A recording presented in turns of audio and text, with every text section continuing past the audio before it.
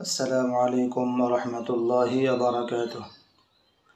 إن الحمد لله والصلاة والسلام على من لا نبي بعد. আলহামদুলিল্লাহ, সম্মানিত ইমানদার মুসলমান ভাই বোনেরা, আশা করি মহান আল্লাহ সুবহানাহু ওয়া তাআলার অশেষ রহমতে আপনারা সকলে ভালো আছেন এবং সুস্থ আছেন। আলহামদুলিল্লাহ, আমি আল্লাহ পাকের রহমতে ভালো আছি এবং সুস্থ আছি। সম্মানিত মুমিন মুসলমান ভাই ও বোনেরা, আপনারা দেখতেছেন জিন ইনসান ইসলামিক ইউটিউব চ্যানেল এবং ফেসবুক পেজ। সাথে আছি আমি মোহাম্মদ আতিক রহমান আতিক। আজ আমি আপনাদের খিদমতে খুবই গুরুত্বপূর্ণ একটা ভিডিও নিয়ে এসেছি। ভিডিওটা কী হতে চলেছে আপনার থাম্বনেল দেখে বুঝে গেছেন। আজকে আমাদের আলোচনার আলোচ্য বিষয় হচ্ছে রক্তে মিশে থাকা জিনের রোগী 7 দিনে ভালো হবে ইনশাআল্লাহ।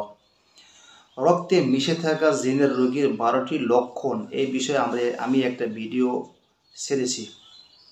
সেই ভিডিওটা আলহামদুলিল্লাহ 13,000 প্লাস ভিউ হয়েছে। সেই ভিডিওটা আপনারা দেখে নেবেন। আমি ভিডিওটা লিঙ্ক দিয়ে রাখবো, আপনারা সেই ভিডিওটা দেখলে অনেক কিছু জানতে পারবেন এবং শিখতে পারবেন। তাহলে আসুন, আজকে এই ভিডিওটার মধ্যে শুধু চিকিৎসা পদ্ধতি নিয়ে আমি এখন আলোচনা করব ইনশাআল্লাহ। আমি আমার রোগীদের কিভাবে চিকিৎসা করি সেই পদ্ধতি বলবো। যদি এই পদ্ধতিতে কোনো মুদাব্বির বা কোনো ভাই বা কোনো রোগী চিকিৎসা নেয় বা চিকিৎসা করে, আশা করি সে অবশ্যই সুস্থ হয়ে যাবে ইনশাআল্লাহ। তাহলে আসুন, আমরা এখন রক্তে মিশে থাকা জিনের রোগী চিকিৎসা কিভাবে করি এই বিষয়ে এখন আলোচনা করব ইনশাআল্লাহ। প্রথমে, রক্তে মিশে থাকা জিনের রোগীর চিকিৎসা হচ্ছে রোগীর শরীরের ভিতরে যে জিনগুলা বসবাস করতেছে, রক্তের সাথে যে জিনগুলো মিশে আছে, সেই জিনগুলা রোগীর শরীর থেকে ধরে বের করতে হবে, বের করে তাদেরকে মেরে ফেলতে হবে। এবং দীর্ঘদিন এই জিনগুলো রোগীর শরীরে বসবাস করার কারণে বিভিন্ন রকমের জাদুটোনা করছে। জাদু মানে বান, আরবিতে বলা হয় সেহের, বাংলাতে বলা হয় বান। এই জিন্নাতগুলোতে রোগীকে যে জাদু করছে বা বান মারছে রোগীর শরীরে, সে বানগুলা কেটে দিতে হবে। প্রথমে জিনগুলা ধরে বের করতে হবে, দ্বিতীয়ত বানগুলা কেটে দিতে হবে। জিনগুলা ধরে বের করা, জাদুগুলা কেটে দেওয়া, এর মানে হলো অপারেশন করা। অপারেশন করা হয়ে গেলে এখন রোগীকে ওষুধ দিতে হবে। ওষুধ খেলেই রোগী সুস্থ হয়ে যাবে ইনশাআল্লাহ। তা আমাদের এই কবিরাজি ট্রিটমেন্টে আপনার জিনগুলা ধরার পরে, জাদুগুলা কাটার পরে ওষুধ হচ্ছে আল্লাহ পাকের কোরআনের আয়াত। এই কোরআনের আয়াত কখনো পানিতে ফুঁক দিয়ে, কালো জিরাতে তেলে ফুঁক দিয়ে রোগীকে খাওয়াতে হবে, আবার কখনো এই আয়াতগুলো লেখে পানিতে ভিজিয়ে রোগীকে খাওয়াতে হবে। তো আমি যেই সিস্টেমে, যেই পদ্ধতিতে রক্তে মিশে থাকা জিনের রোগী চিকিৎসা করে থাকি, যার দ্বারা আমি 100-এর মধ্যে 100 ফলাফল পাচ্ছি, সেই চিকিৎসা হচ্ছে আমি প্রথমে রোগীর শরীর থেকে জিনগুলো ধরে বের করি, জাদুগুলো কেটে দিই।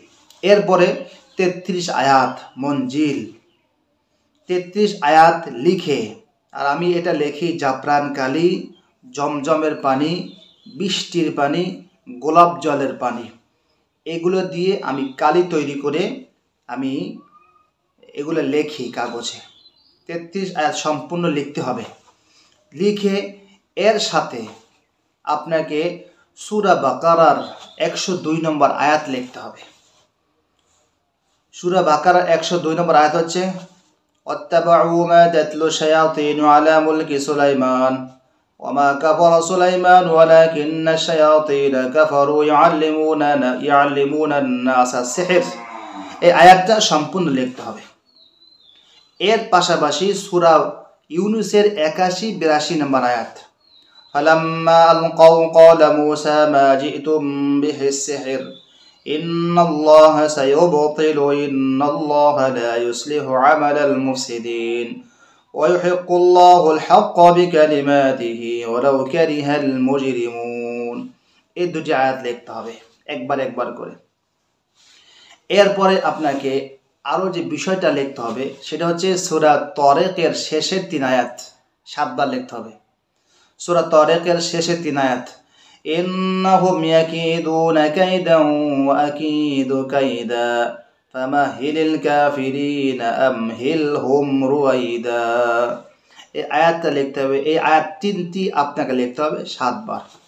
এরপরে আপনাকে লিখতে হবে সূরাতুল ইখলাস 7 বার, কুল হুয়াল্লাহু আহাদ আল্লাহুস সামাদ লাম ইয়ালিদ ওয়া লাম ইউলাদ ওয়া লাম ইয়াকুল লাহু কুফুয়ান আহাদ 7 বার লিখতে হবে ওই কালি দিয়ে। এরপরে আপনাকে লিখতে হবে সূরা ফালাক, কুল আউযু বিরাব্বিল ফালাক মিন শাররি মা খালাক ওয়া মিন শাররি গাসিকিন ইযা ওয়াকাব ওয়া মিন শাররিন নাফাসাতি ফিল উকাদ ওয়া মিন শাররি হাসিদিন ইযা হাসাদ। এই সূরা ফালাক লিখতে হবে 7 বার। সূরা নাস লিখতে হবে 7 বার, কুল আউযু বিরাব্বিন নাস মালিকিন নাস ইলাহিন নাস মিন শাররিল ওয়াসওয়াসিল খান্নাস আল্লাযী ইউওয়াসওয়িসু ফি সুদুরিন নাস মিনাল জিন্নাতি ওয়ান নাস। সূরা নাস লিখতে হবে 7 বার। সম্পূর্ণগুলো লিখবেন, 33 আয়াত লিখবেন। সূরা বাকারার 102 নম্বর আয়াত লিখবেন, সূরা ইউনূসের 81-82 নম্বর আয়াত লিখবেন, সূরা তারিকের শেষে 3 আয়াত লিখবেন, সূরা ইখলাস 7 বার লিখবেন, সূরা ফালাক 7 বার লিখবেন, সূরা নাস 7 বার লিখবেন। লিখে ওই কাগজটা 1 লিটার বোতলের মধ্যে দিয়ে দেখবেন, পানির মধ্যে প্রবেশ করিয়ে দিবেন, অর্থাৎ পানির ভিতরে কাগজটা ঢুকিয়ে দিবেন। এরপরে ওই পানিতে আপনি 101 বার সূরা নাস পড়বেন। বিসমিল্লাহির রহমানির রহিম, কুল আউযু বিরাব্বিন নাস মালিকিন নাস ইলাহিন নাস মিন শাররিল ওয়াসওয়াসিল খান্নাস আল্লাযী ইউওয়াসওয়িসু ফি সুদুরিন নাস মিনাল জিন্নাতি ওয়ান নাস।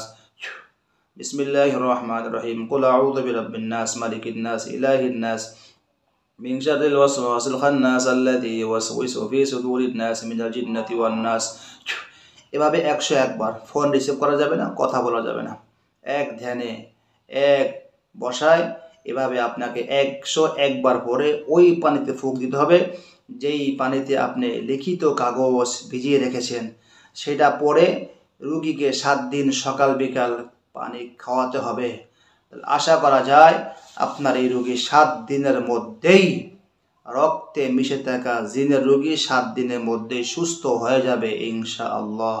আমি আল্লাহর কাছে আশাবাদী, যদি কোনো ব্যক্তি ইয়াকিনের সাথে এই পদ্ধতিতে চিকিৎসা গ্রহণ করে, প্রথমে জিনগুলো আটক করতে হবে, রোগীর শরীরে যতগুলো বান আছে সব বানগুলো যতগুলো কেটে এই নিয়মে, যেই নিয়মে আমি বলছি এই নিয়মে লিখিত কাগজ পরা পানি যদি খাওয়াতে পারে, আশা করা যায় 7 দিনের মধ্যেই ইনশাআল্লাহ রোগী সুস্থ হয়ে যাবে।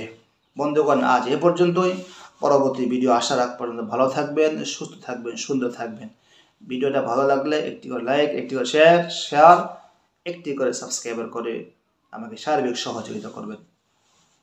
আসসালামু আলাইকুম ওয়া রাহমাতুল্লাহি ওয়া বারাকাতুহু।